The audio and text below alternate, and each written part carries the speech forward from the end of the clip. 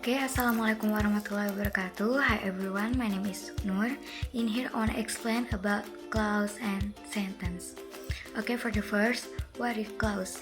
Clause adalah sebuah kalimat yang terdiri dari subjek dan predikat. Secara garis besar, clause terdiri dari dua jenis, yaitu independent clause dan dependent clause. Nah, yang pertama ada independent clause. Independent clause adalah clause yang sebenarnya bisa berdiri sendiri tanpa tambahan clause lainnya. Contohnya seperti she doesn't know where to share her feelings. Nah, she doesn't know where to share her feelings. Di dalam contoh itu, kata she doesn't know menjadi independent clause. Sedangkan kata where to share her feelings adalah dependent clause. Sebab tanpa kata where to share her feelings, kata she doesn't know tetap bisa dimengerti. Lalu yang kedua ada dependent clause. Dependent clause yaitu kebalikan dari independent clause. Jadi clause yang tidak bisa berdiri sendiri. Meskipun memiliki subjek dan predikat lengkap, dependent clause tetap membutuhkan independent clause supaya bisa dimengerti.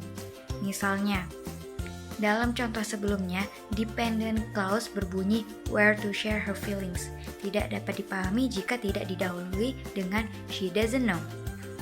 Nah, dependent clause ini dibagi menjadi 3 jenis, yaitu ada noun, adjective, dan adverb clause. Noun clause adalah sebuah clause yang sifatnya seperti noun.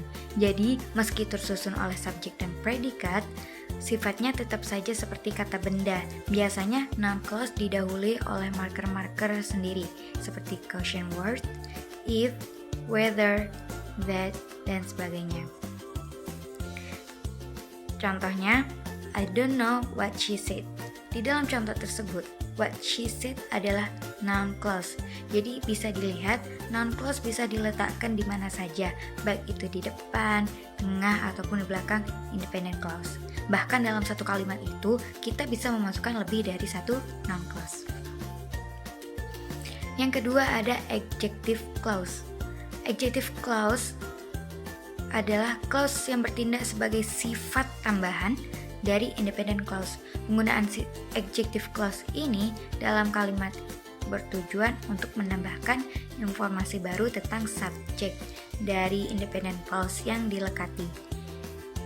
Biasanya marker untuk adjective clause adalah who, which, whose, dan that. Contohnya, there are family whose home were being burned. And last but still important, yaitu adverb clause. Adverb clause adalah dependent clause yang didahului oleh adverb. Sebenarnya jika dilihat sekilas, adverb clause memiliki kemiripan dengan noun clause. Akan tetapi perbedaannya, noun clause bentuk clause-nya adalah sebagai kata benda yang digantikan oleh kata benda lainnya. Sedangkan dalam adverb clause, adverb yang digunakan tidak dapat digantikan oleh adverb lainnya. Contohnya, my mom usually wake up early in the morning. Early adalah adverb. Oke, setelah clause, sekarang saya akan menjelaskan apa itu sentence. Sentence merupakan kumpulan kata yang bermakna, berpola subjek dan verb, dapat berdiri sendiri dan menyatakan suatu ide atau gagasan secara lengkap. Dalam penulisannya, suatu kalimat diawali dengan huruf kapital dan diakhiri dengan tanda pengakhir, yaitu berupa full stop, titik, question mark, tanda tanya, ataupun exclamation mark, tanda seru. Akan tetapi, pada kasus tertentu, ada kalimat yang dapat terdiri dari satu kata aja sehingga strukturnya bukan subjek dan verb. Meskipun demikian, ide yang disampaikan tetap utuh atau lengkap untuk dipahami. Nah, jenis dan contoh sentence. Yang pertama ada simple sentence. Simple sentence adalah kalimat sederhana yang terdiri dari satu induk kalimat, independent clause. Contohnya, they are going to celebrate the victory. Nah, untuk jenis yang kedua ada compound sentence. Compound sentence ini kalimat yang terbentuk dari dua induk kalimat yang dihubungkan oleh coordinate conjunction, yaitu and, or, but. Lalu dihubungkan oleh conjunctive adverb seperti however, therefore, hence, dan atau titik koma. Contohnya, he is tired but he is excited. Jadi but ini coordinate conjunction. Yang ketiga adalah complex sentence. Complex sentence adalah kalimat yang tersusun oleh satu anak kalimat dan induk kalimat yang dihubungkan oleh complex conjunction. Contohnya, although he is tired, he is excited. Itu. Dan yang terakhir ada compound complex sentence. Jadi compound complex sentence ini kalimat yang menggabungkan dua induk kalimat dan satu anak kalimat atau lebih.